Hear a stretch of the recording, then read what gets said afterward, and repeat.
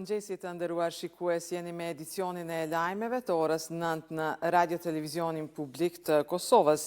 Në katedralën Nëna Terezë në Prishtinë është mbajtur mesha solemne e Krishtlindjes, e udhëhequr nga i peshkvi i Kosovës Imzot Dot Gjergji. Gjatë fjalimit të tij, ai bëri thirrje për paqe, ndërsa shtoi se kjo fest është momenti më i mirë për ta falendëruar Zotin.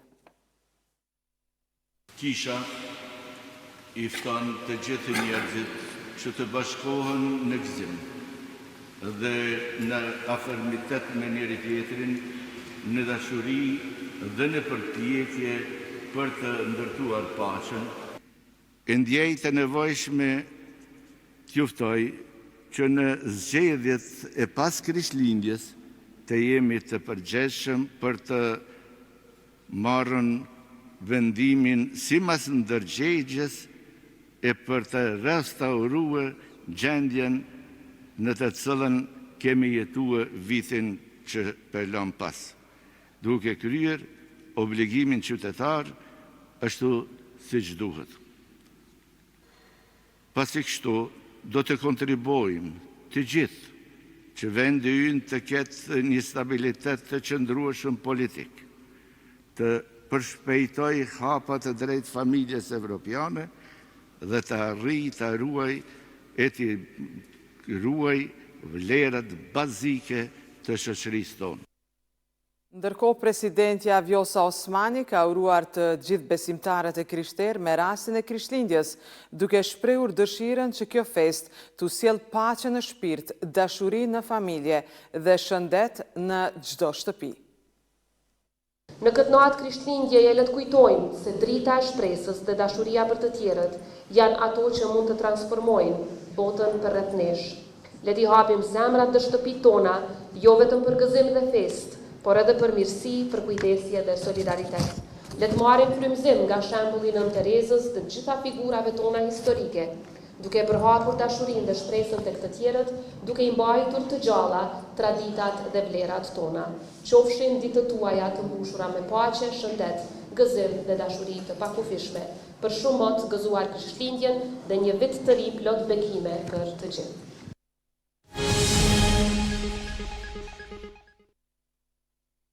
€2 miliard të hyra dhe performancë të rëndësishme në forcimin e sigurisë dhe mbështetjen e zhvillimit ekonomik. Me këto rezultate, po e përmbyll vitin dogana e Kosovës duke i tejkaluar projekcionet fillestare dhe duke shënuar rritje prej 8% krahasuar me vitin e kaluar. Bazuar në raportin vjetor, kjo arritje pasqyron rritjen ekonomike për mbushjen e obligimeve tatimore dhe bashkëpunimin e shtuar të bizneseve me institucionet shtetërore, nga të cilat rrjedhin rreth 90% e të hyrave totale. Edhe ndërmarrja Trepça shënon rritje në prodhim të plumbit dhe zinkut. Rikthimi industrial i ndërmarrjes dëshmon potencialin për të kontribuar fuqishëm në ekonominë kombëtare. Rritja e prodhimit është reflektuar drejt për së drejti edhe në financa. Të hyrat nga shitja e koncentrateve kanë kaluar vlerën e 10 milion eurove, që përfaqëson një rritje mbi 100% të hyrave totale.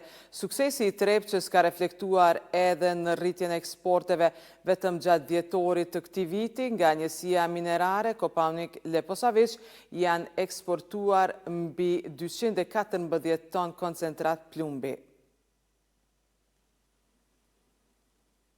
Operatori i sistemit transmisionit dhe tregut të energjisë elektrike të Kosovës paralajmëron për ngarkesë maksimale të arritur dhe rrezikun e mundshëm të reduktimeve të kontrolluara në rast të mbingarkesës. Kost u ka bërë thirrje qytetarëve, institucioneve dhe bizneseve për ulje të konsumit të energjisë, gjë që do të siguronte stabilitet në rrjet dhe furnizim të pandërprer me energji elektrike.